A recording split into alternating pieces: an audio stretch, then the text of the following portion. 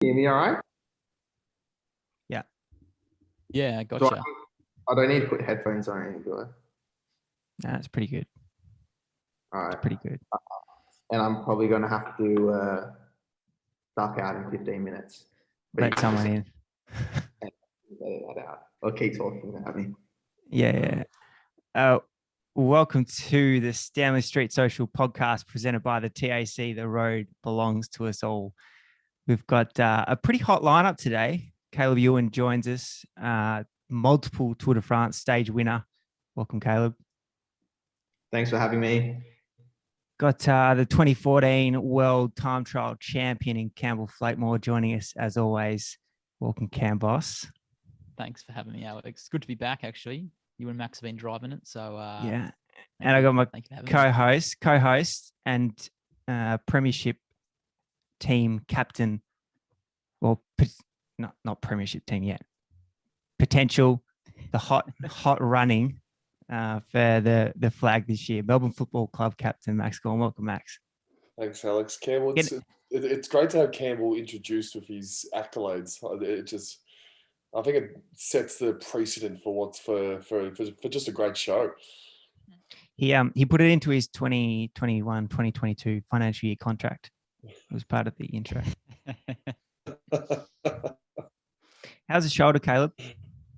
Yeah, it's healing all right, but it was a pretty bad break. I think it was like in four pieces, like two big pieces, and then I think like the middle part like pretty much crushed. It was a pretty bad break. Anyway, now I've got a big plate in there holding it all together. But other than that, it's pretty good. Like basically from when I had my operation, like I could move my shoulder. Like I'll show you what I can do. Like I can move it pretty good. Like so considering it was only a week and a half ago that it was in four pieces, that I think it's pretty good. So you crashed and then you shipped straight home, or where do you go after that? After stage 3? So I crashed, found out it was broken, which I kind of knew when I was on the floor because it was like every time the medical staff kept pushing on it and it was so painful. And I don't know why, I told them like, yeah, I think it's broken. Like you don't have to keep touching it. And they just kept touching it. It was so annoying. Anyway, they put me in the ambulance. I went to get an x-ray because they have like an x-ray machine at the tour, like after the finish. Went there, they x-rayed it, said, yeah, it's broken. And then I just went back to the hotel. So I didn't go to hospital then. And then we had to kind of make a plan from there, like where I'd go to get the surgery. And the team I think it's like quite a well-known guy in Belgium for fixing collarbones. So basically we lined it up with him that I would go there to get my surgery. And then the next day I flew to Belgium, got my surgery. Then next day flew back home. Nice. Were you winning that stage, Caleb? You reckon? Well, yeah, I was in a good position to win it. Like I was second wheel. So usually I have from earlier covered, but I mean, yeah, we'll never know. But I was definitely I was in the position to win it. Yeah. Does it slightly? I mean, I'm sure you're just focused on your shoulder, but does it slightly annoy you seeing? I'm presuming you think you have Cav's number, but Cav's riding unbelievable. Does it annoy you that maybe there could be 4 stage wins that you've left? Yeah, to be honest, like the hardest part is watching the sprints because, I went into the tour this year as probably the favorite sprinter. There were so many sprints this year. The first few days I was going for the intermediates, and yeah, I know the intermediates, but like I was winning them quite easily. So I was really confident going into the sprint stages, and I was also going to go for the green jersey this year. So like everything in the first few stages was like on track. I felt good. My preparation was good for the tour. So like everything was pretty perfect, and I know like yeah, we're never gonna know if maybe Cav was gonna be better than me, but usually like I'll be able to beat him. But it would have been good to sprint against him anyway. Like I don't think I would have been winning by 10 meters or anything, but like I think the sprints would still be quite close, but yeah, I think I could have had maybe a few stages by now. Without selling Was you that short, run I in don't on? think you were going to get time gaps on Cav on the sprints either. What was that?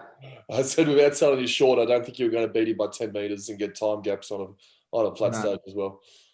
No, it's unbelievable how he's come back. You know, like he was dominant. He went away for a while, then he came back for a year when he was in the dimension. He won 4 stages, and then since then, like he's been gone again. Like last year, Cav couldn't win. Like Cav couldn't even get to a sprint, or if he was there, like he wouldn't be able to sprint anymore because he was so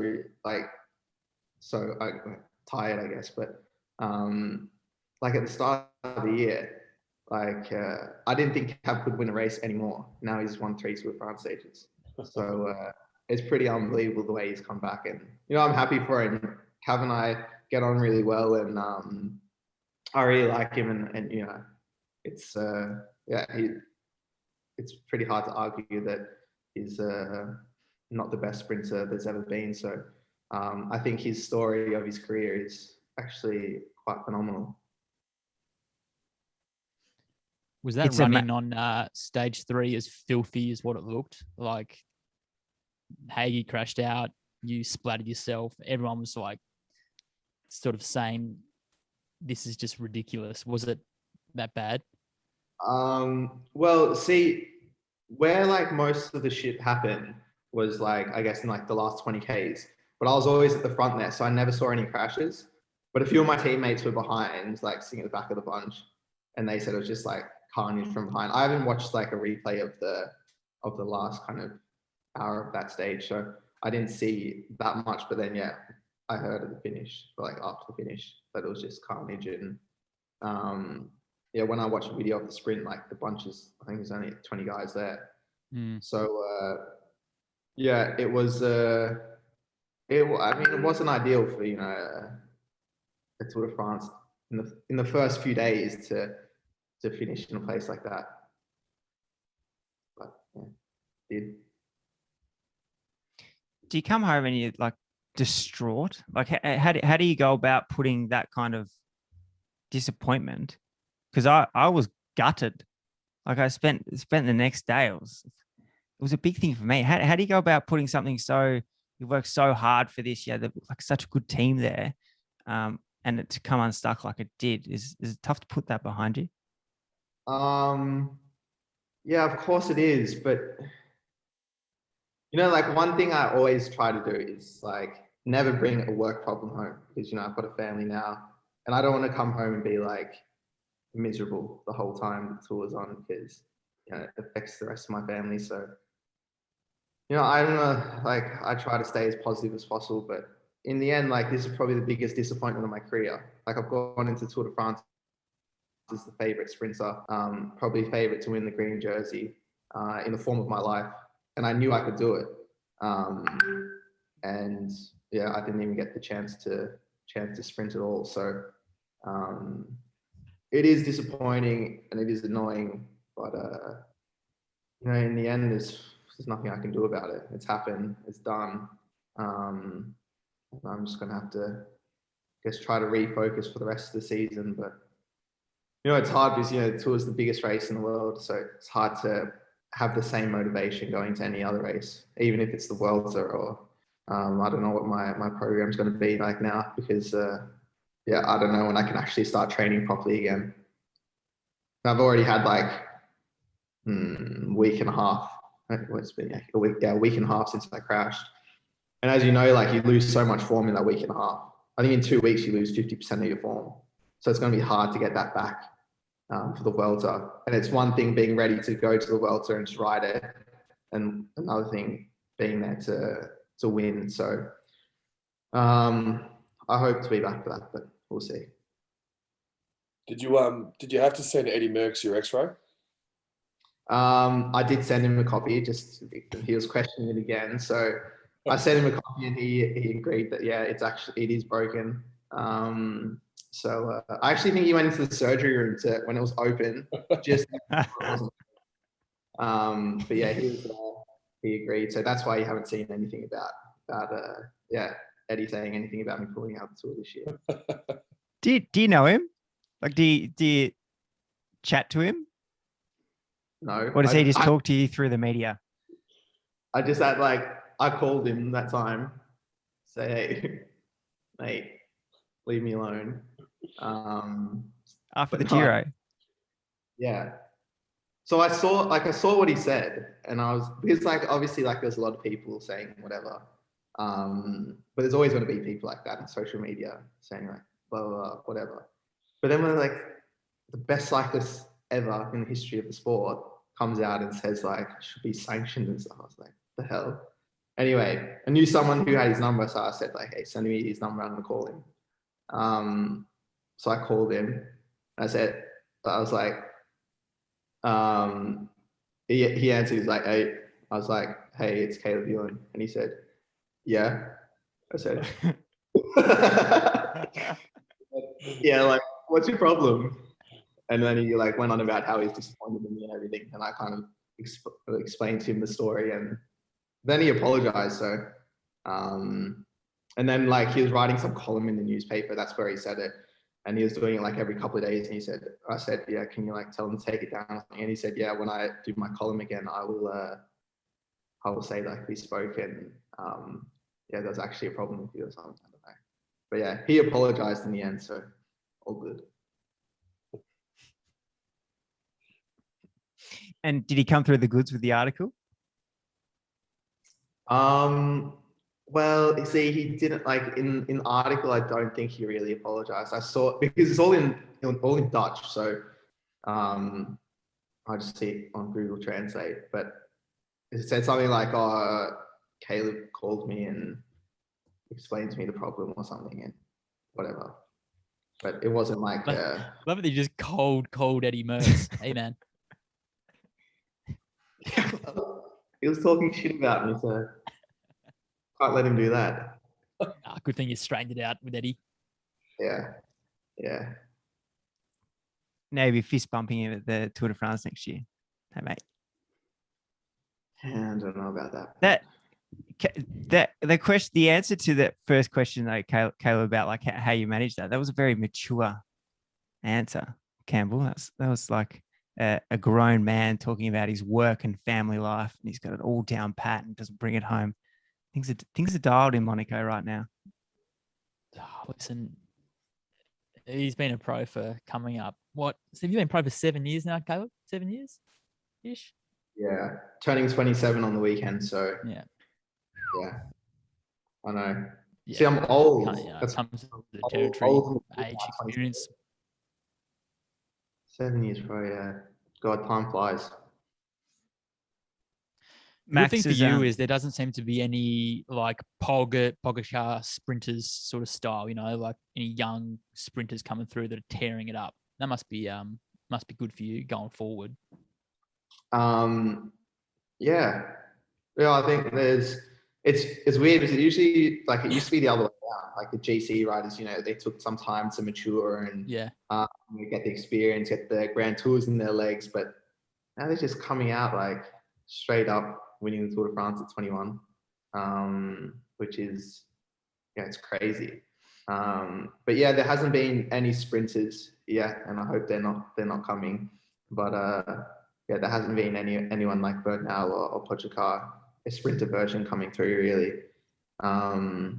But I think we have a really competitive age, between 25 and let's say 25 and 28, or Bennett's 30 or 31. But we have a few sprinters that I think are quite close, and we all push each other. So maybe it's hard for a young guy to come straight in and win straight away. Speaking of big names in the media having rifts with each other, what's going on with Patrick and Sam Bennett, Caleb? I don't know, actually. On head to head. Well, it doesn't seem like they like each other, but I mean, I was trying to get it out of some of the quick step guys at the tour, and they were pretty they just weren't saying much, and Sam's not saying much. I don't actually know what's going on there. But it's pretty strange. Generally, Patrick like really protects his riders. So it's a little bit weird that yeah, he's going all out on Sam at the moment, but I don't know if Sam did something wrong to him, or if it's really yeah. I mean, I guess Sam's not lying about his knee injury, but Patrick seems to think he is. So I don't know. Has Patrick come knocking on your door, Caleb? Hey? Has Patrick come knocking on your door for the future? No. It's got Cav now, doesn't he? So he's all good. Do you see him rocking around races? Like, is he a big figure and a big presence at the race, Patrick? No, he's not actually. I haven't seen him well, I don't go to Belgium so much, and I think he goes to more of the Belgian races. I didn't none of the classics or anything like that. So I didn't see him at Tour. Oh, did I see him at Tour of Belgium? I don't know, but no, he's not always just rocking around there. I think he's probably generally with sponsors and that kind of thing, and more like the team boss. We talk heaps about this quick step curse, Caleb. When the sprinters leave quick step, they almost can't get over the line. And Viviani, Gaviria, maybe Bennett next year. Does it sort of take a little bit off Cav, like knowing that potentially it's purely Morkov? Like, would he have been able to do it with just Roger Klug like you do? Is the quick step train just that good?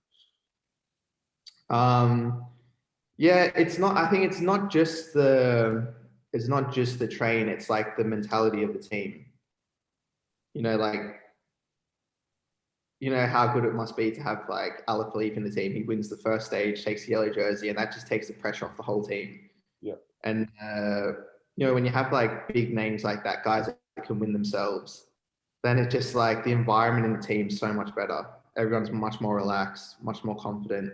And I think that's what Quickstep have is, they win all the time throughout the whole year. So they're always just on like that high. Whereas, if you take my team, for example, I mean, not many guys in the team win. We have like a win here and there, but it's not like consistently winning all the time. So I think like that's the main difference. And obviously, yeah, their train's unbelievable. Like I think if you saw like the last win that Cav had, like everyone's there, all the sprinters are there with like one guy maybe, and he's got like 5 guys in front of him. But it can't always just come down to the train. Like, when you're a rider being let out, you're the most exposed sprinter. So you don't know what's going on behind. You don't know, you always think like, all right, I've got a whole bunch of sprinters lined up on my wheel. And that's also quite hard to deal with. And, you have to time your sprint right because, guys might go early and they're going to take other sprinters with you. So you're just like, yeah, you're always kind of exposed when you get out. So it's also really hard to win off a lead out as well. You have to be good. Like, it doesn't matter who you are. I mean, it does matter who you are. Like, you can't just be a no one and come off Cav's lead, off Quickstep's lead out. Like, you have to be a good rider still. So, but to answer your question, if Cav was in my team, I don't think he would win. He has to be in Quickstep to win. And I think he's said it himself. Like, he's said like it's pretty hard not to win off Morkov. Yeah. And he said my bike is so fast that, yeah.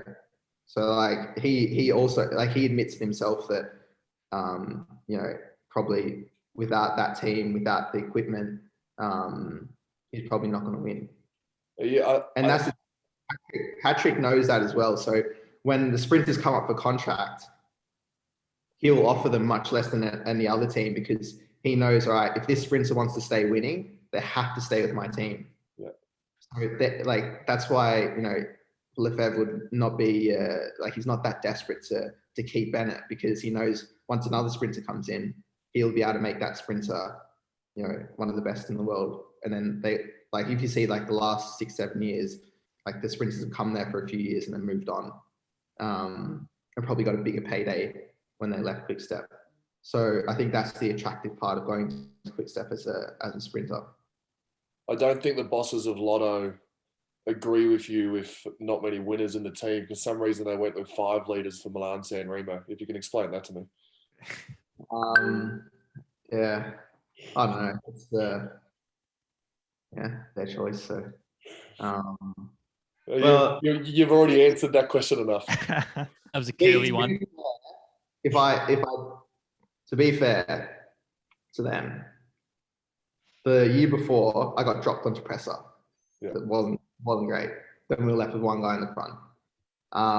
And then this year, I pulled out of terrain, I think during stage 3. It's like pretty bad gut problem. So I think they were like, not so confident. I told them I was good, but I mean, they weren't so confident. Do you watch Quick Step and go like, how do I create that? Like, how do I get that?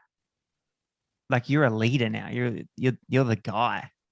Do you sit at home and look at the TV and watch Cav just be like delivered to a T, like textbook lead outs, and think about how you create that at Lotto? I think it's too hard to recreate that because like if you look at Cav's lead out, let's say Morkov is the best lead out man in the world at the moment. She is. Then he's got Ballerini in front of him, who won the Classic earlier this year.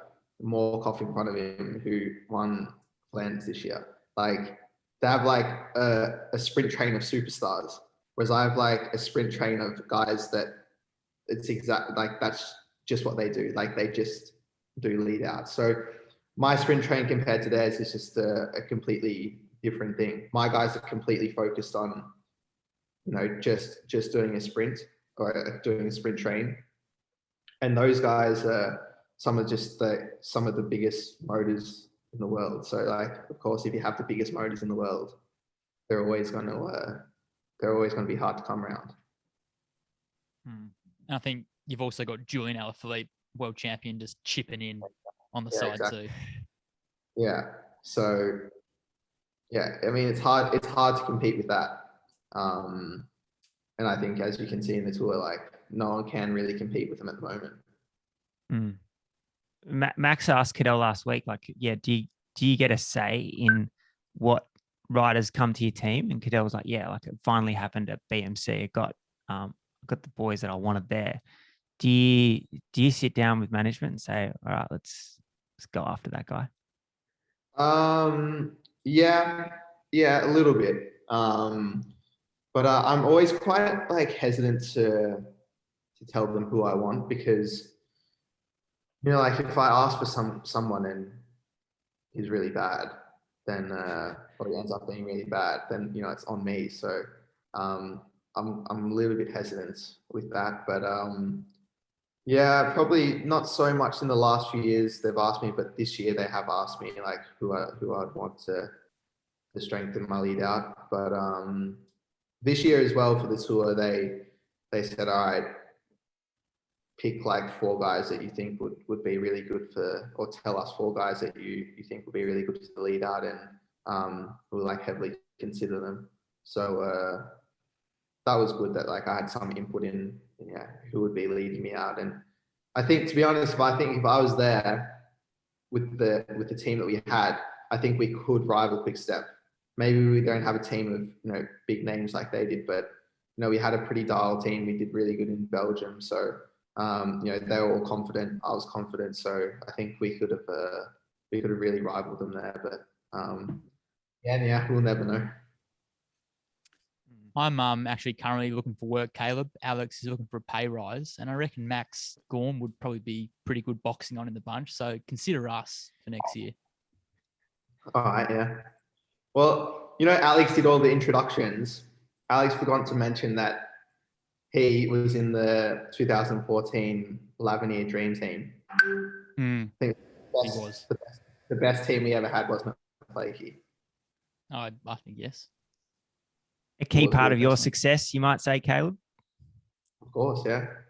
Well, I only won one stage that year, but still, it was still good.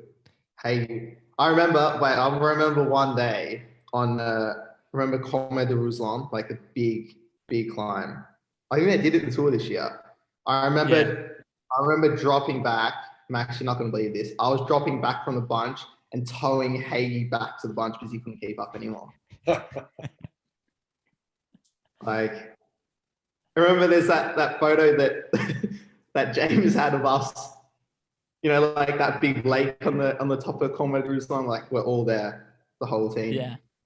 Yeah. There was some good energy in the gym that year. Yeah. Well, the 2 years we had in under 23s was they were good. They were really good. But yeah, doesn't get much better than that, guys. Once you turn pro, it just gets a bit more stressful. Yeah, I can imagine. Yeah, they were the good years. So you were there for the good years. Don't worry. Are you upset, Caleb, that you potentially could have beaten Chris Froome on GC this year? I am pretty upset because you know it doesn't come around every year. And I was looking good, like I saw him crash on the first stage. Anyway, yeah, it is what it is. Again, maybe next year I'll beat him on GC. Was Harry Sweeney in one of those 4 guys? He was actually. But Harry's been super impressive. You know, I've trained with him a lot this year because he moved to Nice, so we've been quite close. I knew he was super strong. And obviously a bit inexperienced because he's a neo pro. But you know, other than that, you know, the team were very hesitant to put him in because you know he had COVID like a few months ago. I wanted him first in the Giro. They thought he wasn't going to be ready. I think he would have been ready in time, but you know, in the end, I think it all worked out for him because instead of doing the Giro, he's now at the Tour. But yeah, when I said to the management that I think he should go, they're like, you know, neo pro, never done a Grand Tour. I think at that time he only had like 11 race days or something.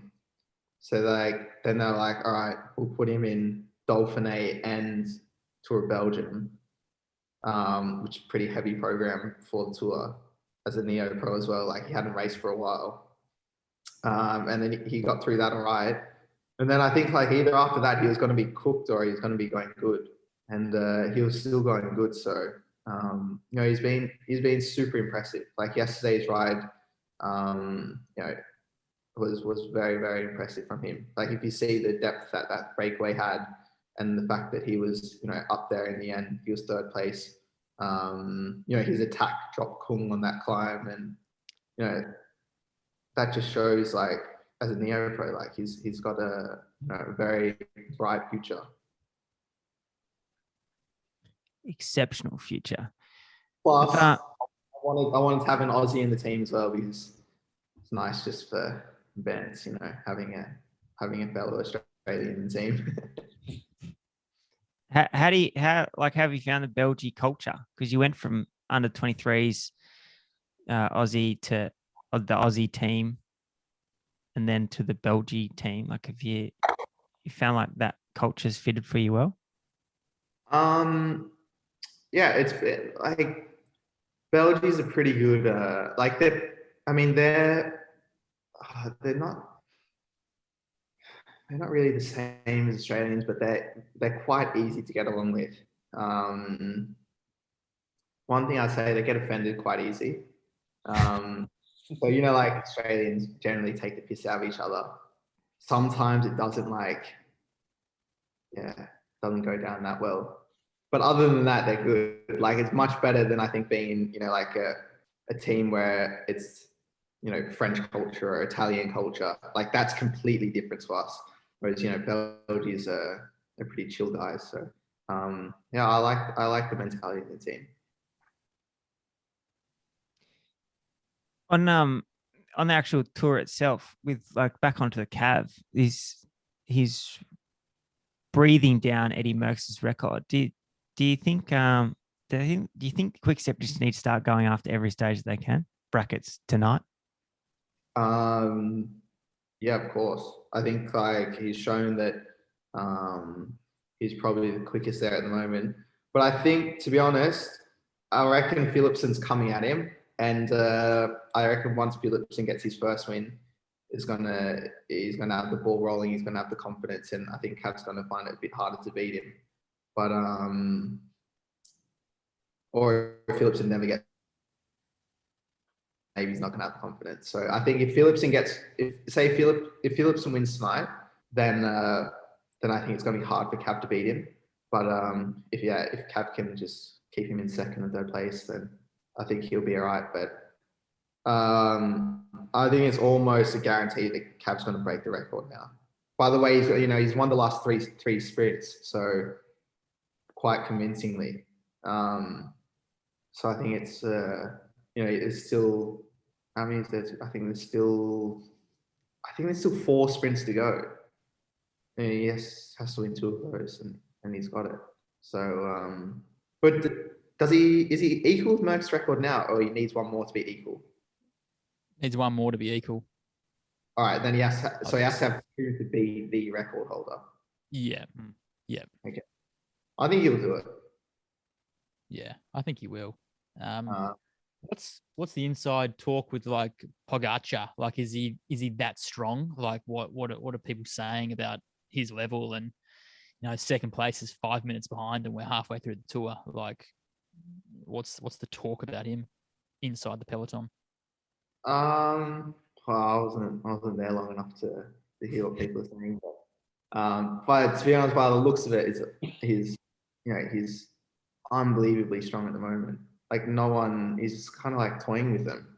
Like, everyone's kind of suffering. He looks like he's just chilling there, just ready to attack. But I think we saw like a little bit of weakness from him the other day, but there wasn't much, and he still finished with the group of the favourites. So all it takes in these Grand Tours is one really bad day, and that 5 minute gap. You can lose that quite easily. But I think at the moment, like, he looks so strong that I don't see him having such a bad day that he'll lose so much time. It's a little bit disappointing if you look at like the 2nd to 8th, it'd be like, now that's a bike race with about 1 minute 30 in between all of them. Well, see, like the last few years, that's what it's been like. Like, the top 5 have always been quite close in time. But it's just this year, he's just so far ahead. I was hoping Ben would be able to stay, like, he was, a minute and a half behind him. Knew he'd lose like a little bit of time, but it would be nice if he could just hang on a little bit longer and stay maybe on the podium.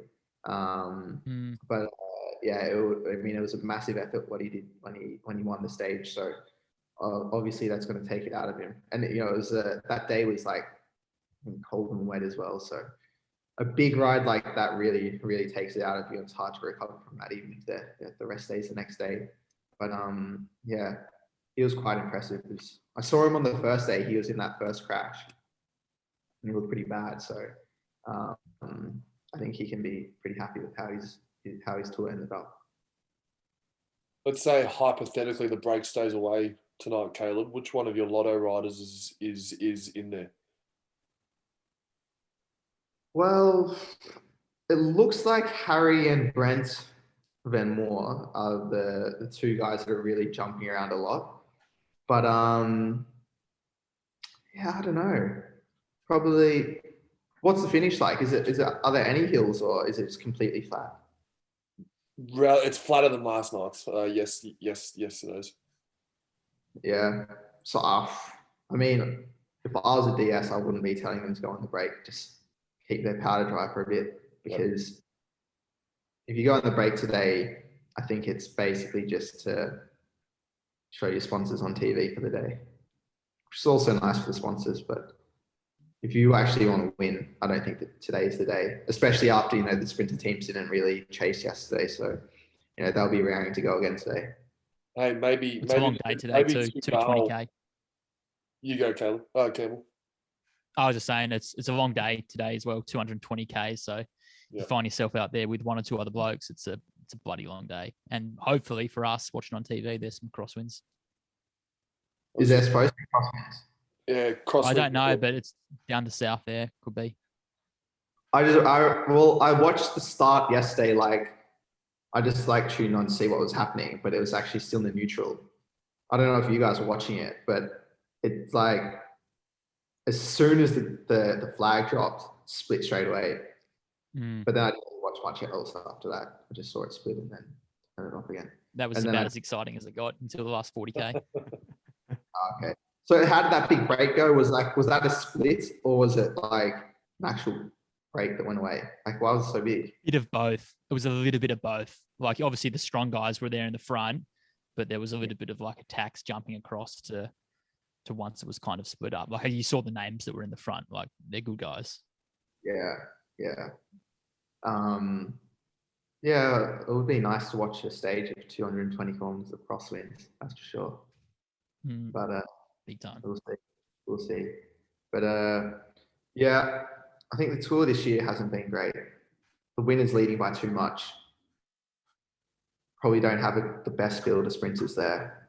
So, or maybe I'm just biased because I'm not there. But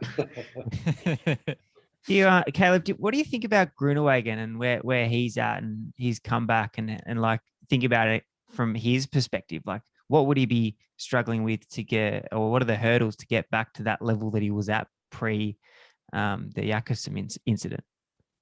I think the problem for him now is that as a sprinter, you want to ride like purely off instincts, but now he's so conscious of what he's doing and like, you know, doesn't want to do anything controversial or anything. Now not in like an autopilot anymore. He's thinking about what he's doing. And in the sprint, like things happen so quickly and like you have to make decisions so quickly that you can't think about it. Like it has to just be natural. But because he's thinking about it, his reactions to things, I think, are too slow. But, you know, I think like he'll come back. Like he just needs one win. He'll have his confidence back. You know, he'll be more comfortable in the bunch. But I expect him to make a full return to one of the best sprinters, which sucks for me. But yeah, good for him, I guess. Who is going to the Volta, Caleb? Do you know? Sprinters. Yeah. Well, I mean, Bennett says he's not going, but I don't know. And it's blacklisted. Yeah, maybe he's not going to race for the rest of the year. I don't know. But yeah, he said he's not going. Last time I raced with Dylan, he said that he might go, but maybe now after Roglic is out, he'll be refocusing for the Vuelta. I'm not sure. I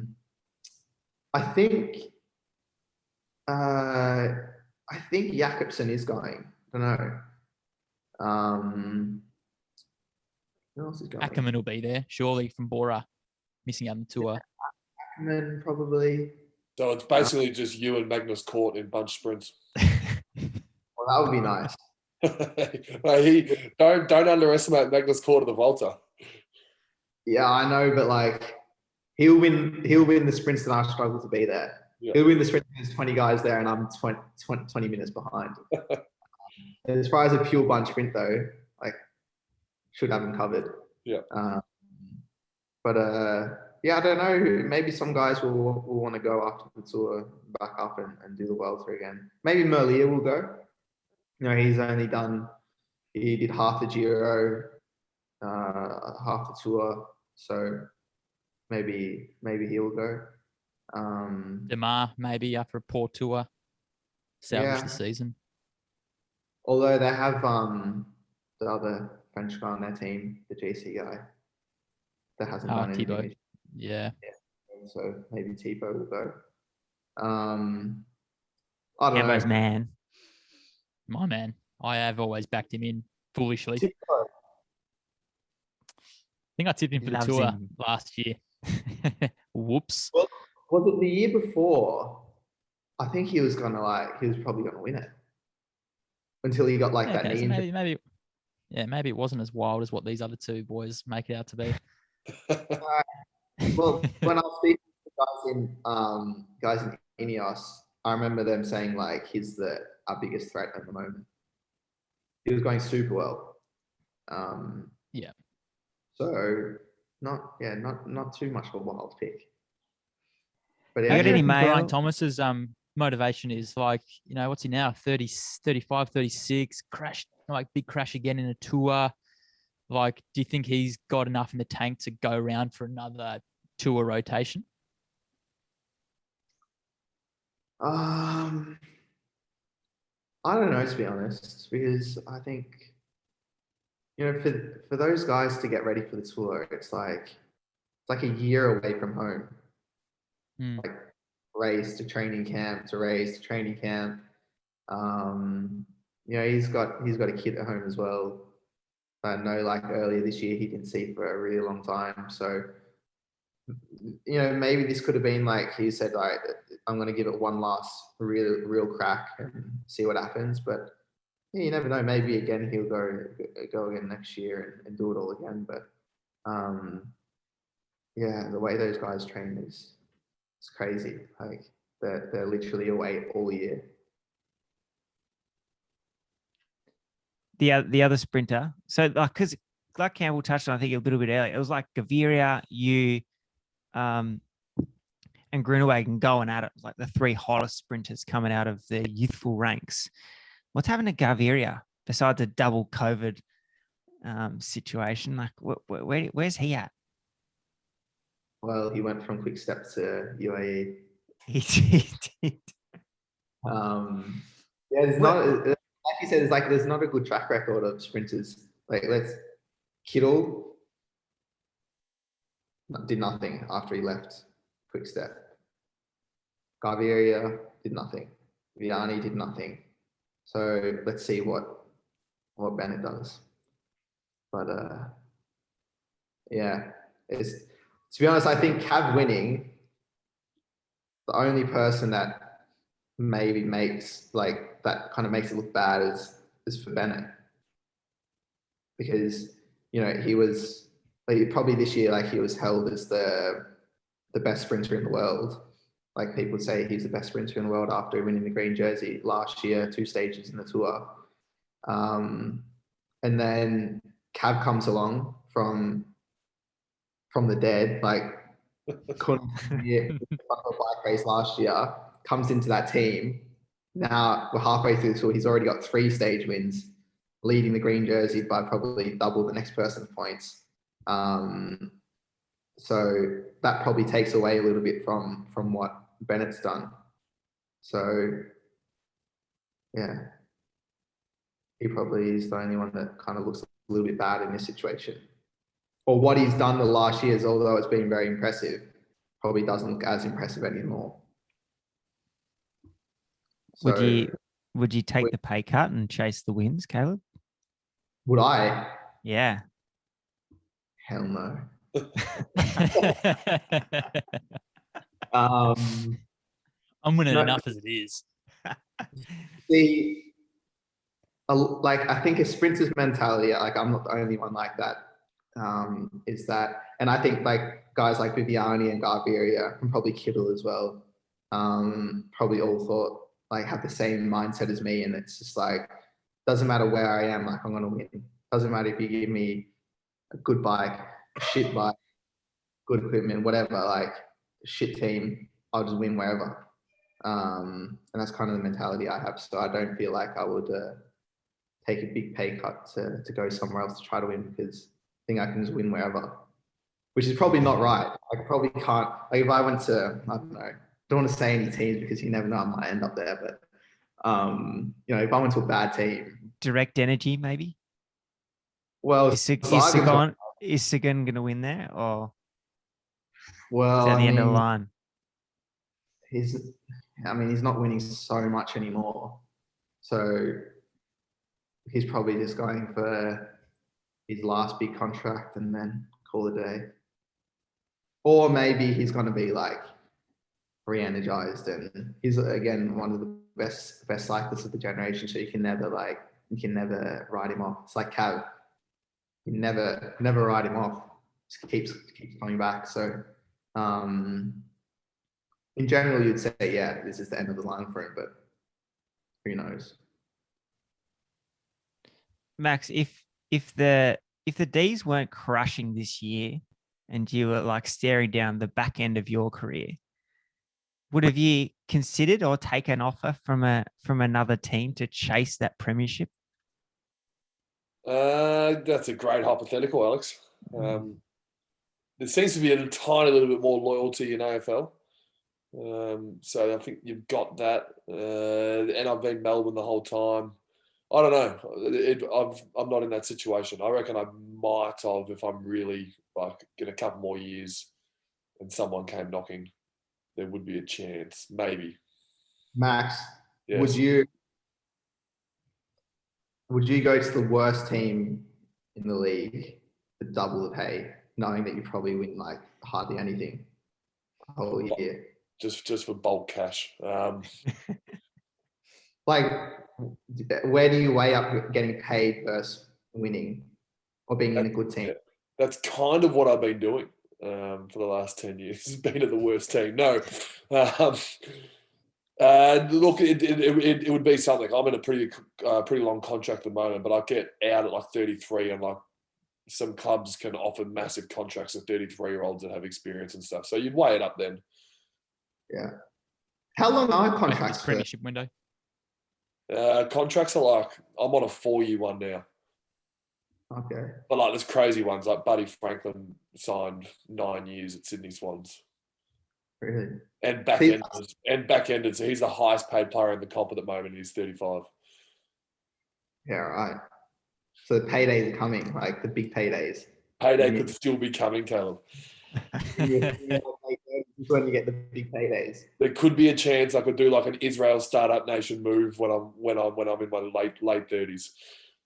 Nice. Yeah. Like I think Froome is getting paid a lot of money to be there. They just love 35-year-olds. Like it's weird. Yeah. I don't know. Like that's actually right. They've got like a whole bunch of old guys, don't they? I've got a question that I always bring up.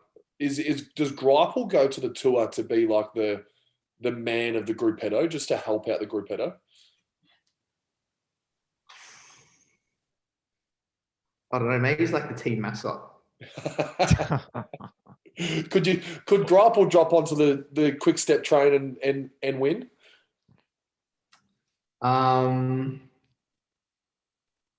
No, I think he's like a bit too cautious in the sprints at the moment. Okay. Like behind Cav is an absolute mess. Like guys, you don't see it on TV so much, but guys fighting and like squeezing you, and yeah, if you don't, if you've lost that like that urgency in the sprints, there's no way you're going to stay there. Yeah. So yeah, I don't, unless like for some reason he just ends up on Cav's wheel, no one pushes him off, then maybe he could come around him, but I don't think so. Yeah. Is there do you two on talking conditions? Do you want to grapple? Do you two chat? Yeah, he's a super nice guy. Really, really nice guy. Messaged me after my crash, asked me if I was right and everything. So, yeah, I think, yeah, I mean, I don't think he was too bitter when I came to the team and he left. At the end of the day, like he knows it's not my decision. Like I just went to the team and like whatever reason, like they couldn't come to an agreement, and yeah, he left. So, yeah, I think it's nothing. At the end of the day, it's nothing to do with me. I'm not sure if you watched, but the stage after you crashed, there was a bit of a protest. It was led by Greipel. It always seems to be led by the senior citizen rider of the peloton. But I don't think he had the pull, because I think they wanted to do like a 40K protest, and he He actually had to ride to the front to tell Alaphilippe to stop riding. Like, they weren't really listening to him.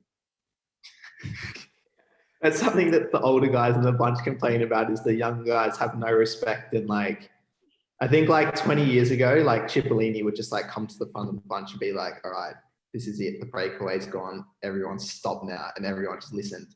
Whereas now there's like guys like through the gravel and the grass, like they're trying to block the road, and like there's guys in the grass just coming around, and no one's got like there's no like, voice in the peloton anymore. Like Cancellara maybe was the last one. Yeah. But now there's just like no one. It's just wild. Rappel's just been waiting his turn to be the senior citizen, and now there's no respect. No one's listening anymore because all the biggest names in the bunch are like 25 and under. Yeah. So no one listens to them. But all good fun. Any final questions, gents? Max, Campbell? I don't think so.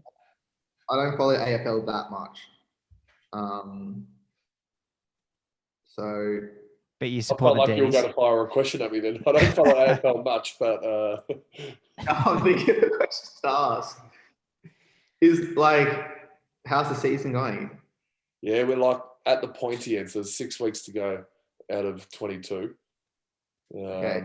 And we're like sitting top of the ladder. So we're a club that hasn't had success for a long time. So it's kind of cool. How long have you been in this club for? I'm in my 11th year. But didn't you win a premiership? Were you in the premiership? No, you sent me a text before a final, which is like when there's 4 teams left. Okay. And we So lost that's the highest you've been in the last 11 years. Yeah, in 2018, we made a prelim final. We got smoked by West Coast, but this year you're going to win the premiership. This year we're in a better position. Alex thinks we're going to win it, which is good. Alex is a Melbourne supporter. All right, 6 weeks. I'm gonna start following because I'm from New South Wales as well, so like we don't really watch AFL.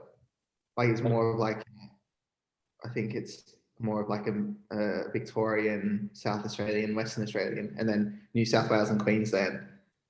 We watch like rugby. But I mean, I don't even watch rugby league anymore.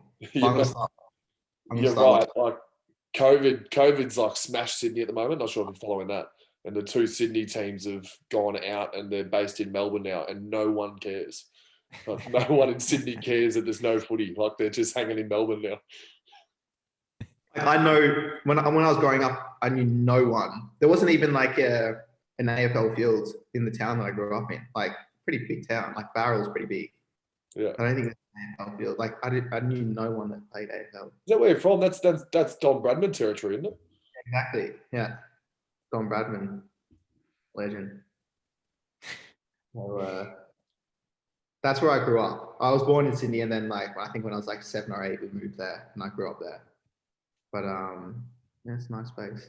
But all right, well, see, I don't even know, like, you know how we got GCN now for cycling? Is there something for AFL like that, like that I can watch? Yeah, there's the AFL. I think the AFL app's pretty good, especially for international supporters. Wait, what's it called? Just type in AFL and it'll be the first one, I dare say. I'm gonna look. And then I can watch all the games. Yeah. I mean, I'm not saying there might not be a cost involved, but I'll pay. GCN does cost me.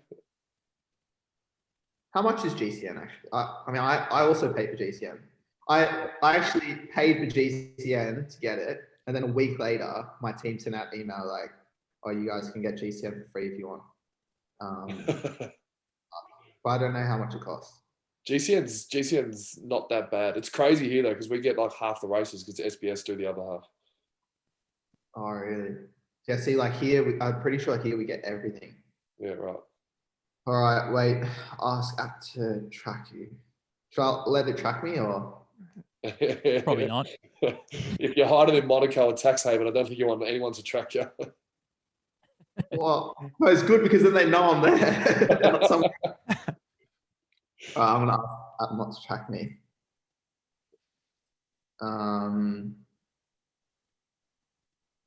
This is exciting. We're bonding, Caleb. It's good.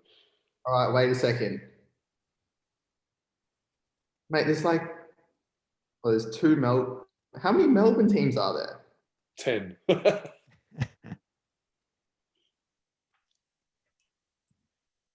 And you're just the normal Melbourne team or what? We're the actual Melbourne team. So your team's just called Melbourne? Yeah. And the rest Right. are like suburbs of Melbourne. Yeah. Well, yeah. AFL Live would like to send you notifications. Well, yeah, I'll let them send. That's a big decision. I'll let you make that one. Yeah. Well, maybe they're going to send you notifications about the team. So, oh, Did you have to select the team you were going to support? Yeah. You support the D's? I don't know. I just pressed on Melbourne. Jason goes for Geelong. Jason's pretty hardcore Geelong, isn't he? That's the right Melbourne team. Yeah, that's the right Melbourne. Yeah, team. right one. Jason will not like this. He'll be awfully disappointed. He keeps asking me to use my. Don't use my location. Get started. Set match. The people that design the AFL app will be honoured to have a live user review of Caleb Ewan interacting with firsthand. But all right, so in cycling, like people don't go for teams. Like there'll be, let's say, a Peter Sagan fan. Doesn't matter what team he's going to be in. They're always going to be his fan. Like they follow the rider more than the team. Yeah. AFL's not like that, is that? It's less like that. If you move teams, how many supporters would you take with you to the next team? You probably could count them on one hand.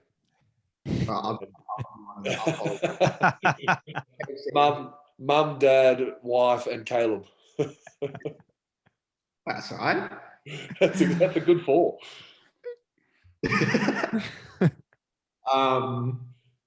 Yeah, I'm gonna. Well, see, this is the way I'll justify it to Jason. I'll be like, I'm not exactly a Melbourne fan. I'm a Max fan. Yes. So if Max goes to Geelong, I'll follow Geelong as well. Yeah, Jason's pretty hardcore Geelong. He doesn't even like talk to me when Melbourne are playing Geelong. Really? Yeah, he is pretty passionate about it, is he? So, nice. Well, when are you playing again? I don't know. Is it going to be in the middle of the night for me? We played last night, which would be middle of the day for you, I'm presuming. Oh yeah, nice. Yeah. If you play in the evenings, then yeah, it's like we played in 2 hours time to now. So what's that for you now? You played in 2 hours. Oh, what time is that? It's 9:45 now. Yeah, so yesterday we would have played at midday your time. Yeah, nice. So I'll just put it on your ride. All right. Yeah, I can get one of those lock things for your phone. Yeah. Probably why I'm injured is probably not the best idea. Alex, TAC wouldn't approve of that. Nah, they wouldn't approve. They'd approve you wearing a Melbourne jersey though while you're out training. Max, tell me when you're playing again, and I'm gonna watch it. Saturday, so what? That would be Sunday next week for you, midday. No, earlier, like 8 a.m. No, you're ahead of me. So if you're playing on Saturday, I'll also be. We played Saturday 4:45. Oh, that's early then. Yeah. Like an hour ago. Oh, that's right then. Yeah. What's your favourite celebration when you cross the line? I do it when I kick a goal. You know what I did it once, but didn't get on camera. It's just. What was the cameraman doing? I don't know what he was filming, but I think it's hilarious. Is the Conor McGregor walk? Yeah. That'll be hilarious. But I did it briefly after I won my second Tour de France stage, but didn't get on camera. Or maybe it did. I don't know. Doesn't look as gracious on the bike though. Channeling your Conor McGregor crossing the line. That is boss. He's fighting tomorrow, so might wake up in the morning and watch that. See if his career's going to be over or not. Because I think if he loses his fight, I've got a gut feel it is. Do you only watch UFC or? Yeah, a little bit. It's good timing in Australia. It's like midday Sunday. Perfect. Yeah, it's really bad timing here. It's always like you have to wake up at like 4:30 in the morning and watch it, but it's never great timing. Is he a Monaco resident? Connor? Yeah. No, but I remember like last year. A tour or something? Yeah, it was last year. He got around the tour. And wait. I'm just gonna make sure because someone's supposed to come at 9 o'clock and it's now almost 10 o'clock. I'm just gonna make sure he's not standing outside. If we got anyone still going. You might need a bit of an edit here, Albie. You're gonna get your work cut out tonight. Yeah, I'm gonna earn my keep tonight. Watching Caleb download the AFL app. What's the Conor McGregor walk? It's Campbell's doing it. Do you reckon he can pull it off after I don't think I'm going to do it. I'll promise Caleb that I'll do it, but I don't think I'll do it. Okay. You better do it. I was just hoping for a little. Don't you do this one a lot? You do the double. Yeah, to be honest, it's like I never really like think about what I'm going to do. Just spur of the moment happens.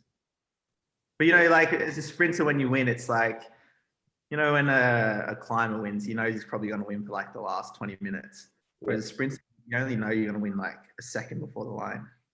Heart rate's racing, adrenaline's up, so it's like pure emotion. So, don't know if the jersey team pump seems to be quite a popular one at the moment. Yeah, I'll try to mix it up a little bit. Well, what's a max celebration? I'll do it if I win a stage in the World Cup. I go just both arms out. You've already done it, I reckon. Mix it up a little bit. Do something. I'll watch you on the weekend. Okay, I will. Knowing that you're watching, it's a bit of pressure. Yeah, do something and then and I'll try to replicate it on the bike. Wait, I'm going to come back. There actually is people here. Okay. And just make sure they're French real estate agents. They're fixing the deck or something. Just make sure you bag a lot of goals next week, Max. And so he's got lots of celebrations to choose from. I'm on a behind streak at the moment. I'm 6 behinds in a row. Not good, Alex. Oh, well. Good pod. Good pod. How are you going to wrap this one up, Alex? Need to try and segue. Need to segue into something. Segue from 20 minutes ago that's going to seem like it. Well, I'll pose a question to Caleb and Max. They're both they're at the peak of their careers, I would say. Yeah. Caleb would have been right now because he would have had 5 stages under his belt. Yeah. So he's at the peak of his career. Max is at the peak of his career. He's about to take the 10 premiership. Why are you so successful, Max? What makes Max Gawn and Caleb Ewan so successful? Because you've saved the question to the end. I think in our sport it's a little bit different. It's all team, everything's team. You can be Gary Ablett at Gold Coast Suns winning Brownlow medals and still be individually successful, but I don't rate myself on individual accolades at all. So I'm all team, and I haven't been able to call myself successful yet. So, and I don't think I will unless we win the flag. So I'm calling you successful. Yeah, you're calling me individually successful, but I'm not. So individually, let's be personal for a minute. Well, there's always there's something unique to professional athletes. Like they just beat to a different drum, you know. Like I do some weird things that mates would not. I completely don't understand why I do it, and it's all based on getting the best out of myself for the 2 hours we play game day. So it's just parking everything in your life and putting priority number one into your sport. What weird things do you do? What's the weirdest thing that makes you successful? I'm at the beach every night. Lucky enough, live down the coast, but I'm both mentally, I like being away from technology and getting into the beach, and then physically, I think the beach is one of the better things for your body. So, and it's fucking. Sorry, I said fucking. You have to cut that out twice, Alex. It's cold as well. Like it's 5 degrees in the bay at the moment, so being able to get refreshed and like that's a weird thing I do. Like you go underwater. Yeah, like 6-7 p.m. as well, so it's quite dark. Wetsuit? No wetsuit. Just the budgie smugglers. Wow. God damn! I was going out in winter here on this. Do you guys know what a flightboard is? It's like it's got like a motor. It's like a surfboard with a motor, but like a hydrofoil, so it like flies out of the water. Yep. I've seen them. It's such a Monaco activity. Seen them. Didn't think you had one, but anyway. yeah. I was like, are you going to say what I think you're going to say? It's an Australian activity, mate. It was like it's a Byron Bay company. Oh, yeah. Yeah, it's very, very Australian. I did it for the first time in Australia, and I was like, damn, one of these things. But anyway, I was going out in winter, but I definitely wasn't in budgie smugglers. Like I had like a full like wetsuit beanie thing on, like gloves, and so cold. But I mean, so you're just flying around off the coast of Monaco on one of these things. Yeah, it's in so the nice. winter. In the winter, there's no one on the water. Like there's no boats out. It's just like there's literally no one. It's just you and the water. It's so nice. It's really, really nice. Yeah, definitely. Is that what makes you successful? That was my question to Max. Is what's the one thing you're at peak performance right now? You're the best sprinter in the world. What makes you tick besides electric surfboards? Well, I haven't done the electric surfboard since the winter time, so it's probably not the thing. But what makes me tick? I just love winning. Like I really just want to win. Like you guys know me pretty well. Like I love winning, and I think like before this tour, I've never been like so focused and like determined to do well. I knew there was lots of sprints. I knew I was going to be one of the favorites. I want to win the green jersey. So I haven't been. I think I've never been this focused in my career. But yeah. Do you love cycling? Not really, no. Like no. I love winning more than I love cycling. Like I don't think I would enjoy it so much if I wasn't winning. Do you love football, like, Max? You know, I love football. Sorry. But I would let Caleb finish his answer first. Well, you know, like there's parts of it that I love. But you know, there's other parts of it where it's just so hard. Like when I'm dropped with 180 Ks to go by myself, like there's nothing fun about that. There's nothing enjoyable about that. Like there's a lot of the time it's like absolutely horrible. Training's so hard.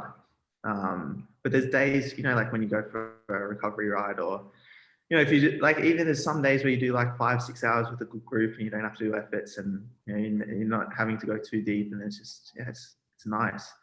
But most of the time, like it's very specific, hard training, and I love the fact that I have something to work towards and that it's rewarding in the end a lot of the time. Like I love that process, but I don't exactly like love the pain or the suffering that comes with it. Max, do you love AFL? Was someone at the door, Caleb, out of curiosity? So I looked off the balcony, and there's like there was just people below me. So they managed to find their way in. How many people here? I just didn't hear them. And do you love winning? Is that part of what makes you so successful? I'm similar to Caleb in terms of the sport. Like I love footy, but the grim days are pretty grim. Like it's hard to keep your passion for it. But I think to be successful, you have to love your sport. You have to find a way to love it. So I'm sure Caleb he jokes about how hard some of these hard days can be, but when he's winning the bike races, he's loving the race. And similar to me, when I'm playing my best football, I'm loving football. I tend to watch it. I watch the other games. So there's usually a direct correlation between your will to win and your love of the sport at the time, but it can waver, and that usually happens when you're losing. To be fair. So, like, let me give you an example. Like, it makes me like. So like when I won on the Champs-Élysées, like after my first tour, I'd won 3 stages, one on the Champs-Élysées. Like just for me, like it just couldn't be any better. Like my first Tour de France, like 3 stages. The one that I wanted to win like the most my whole career, like I've won it. Like I won on the Champs-Élysées. And now I think back to that, and it makes me like a bit sad, thinking like, shit, like maybe I'll never get that high again. So I think like sport can give you like the highest of highs, and like it's sad knowing that, like, yeah, I'm sure maybe I will have that again, but like that was my dream, to win that one stage, and now I've done it. So is it going to be the same? Yeah, maybe I'll win it again, but like, is it going to be the same as the first time? I don't know. Or is it going to be? I was going to ask, like, you've been there, Caleb. Like, are you motivated to get back to that, or do you think, like it's just simply not going to be as rewarding as doing it for the first time? No, I'm definitely motivated to get to do it again, because I know that feeling that I had. And maybe now it's going to be, between when I won it the first time and the next time, it's going to be 3 Tour de France's. So maybe again, like I'll have that feeling again. But there's like as a rider, there's no feeling like rolling onto the Champs-Élysées for the first time. Even the second time when I rolled on there, it was so nice. But I just don't know if I'll ever have that feeling of my first Tour de France ever again, because like, the first stage was so nice. And then the first time on the Champs-Élysées was also like dream come true. So it's sad knowing like, damn, like will I ever experience that feeling again of just being like on an absolute high? Maybe you got to do a Wout van Aert and win twice up Mount Ventoux. That's unbelievable. Like little switch up. Second in the proper bunch sprint the day before, and then wins double 1-2. Like, like you guys like say like it's unbelievable, like when you watch it, but when you actually feel how hard it is, it's like, it's just, you just can't believe it. It's just like, how is he so strong? Like when you feel like how hard, like I can't even keep up in the bunch, like when they're just cruising up the climb, like it's that hard. And then this guy is like sprinter. Like he beat me in the Torino, like full on bunch sprint. And now he's like double time up on 2, no problem. Drop everyone. So we have a few absolute freaks in the sport, and he's one of them. Well, Max, you might have the same problem in 5 years' time when the D's have just won 5 premierships on the trot and you're starting to get a bit bored of it, a little bit unmotivated. If I get there, I'll let you know. But yeah. We'll check back in. Max, what you're doing with your club, is it like the same as what Jordan did with Chicago? On a different wavelength. Chicago were bad though, weren't they?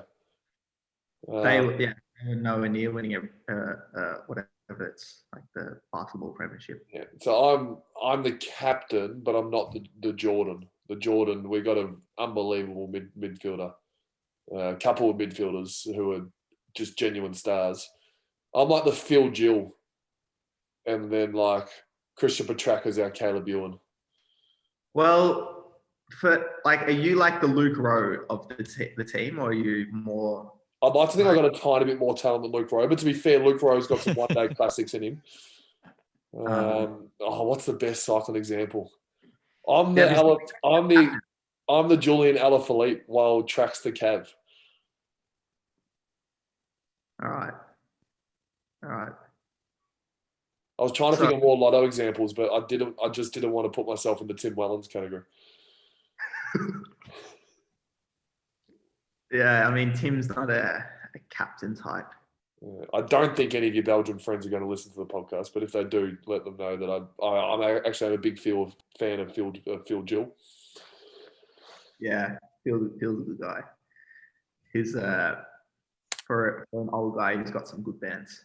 Yeah, and he's still got a couple of years to go at Israel Startup Nation, most likely as well. I mean, yeah, hard to say no to a big contract, but yes. He reckons he's done after this, but we'll see. He just turned 39, so 39. That's incredible. Is that old? Yeah. I thought it was like maybe like 30, like a couple of years younger. 36, 37, I thought, but 39, that's starting to get on a little bit. You're not going to be riding at 39, are you, Caleb? You'll be done at 31. Yeah, 31. I don't know. Like I said before, like I love winning. So I think if I have a few consecutive seasons of no wins, then I might lose motivation. But you're not going to have a Cav story because you're not going to have 3 years in the wilderness trying to win. And if he does, you won't see him again. Yeah, I think if that happens to me, Cav is so passionate about the sport. Like he loves cycling. I think when he retires, he will stay involved and he'll ride on the GCN motorbike of Wiggins. You reckon? Yeah, for sure. You'll see him doing stuff like that or managing a team. Or he'll always be involved. Whereas, I've always said I'd love to have another career after cycling, experience something different. And we're lucky as athletes that you retire at, I don't know, 35 to, let's say, in between 35 and 40. And you're still relatively young. So you have time to experience a new career or do something else. But I haven't found anything at the moment that I'm as passionate about, as I am about cycling. But I hope in the next few years, or when I retire, that I have something to look forward to, or something to do that I am equally passionate about. Max, have you found that with is the wine bars and whatnot? Is that your thing? Is that your post-career? Yeah, I love hospo, and I love business owning, so it's a good combination, and it keeps you. Yeah, I got 2. Well, I got a second one coming. A top-notch wine bar too. Caleb, when you're in Melbourne next. Hell yeah, I'm gonna come visit. When are you coming to Melbourne? When am I? Yeah. Well, if you invite me down to one of the wine bars, I can down there whenever.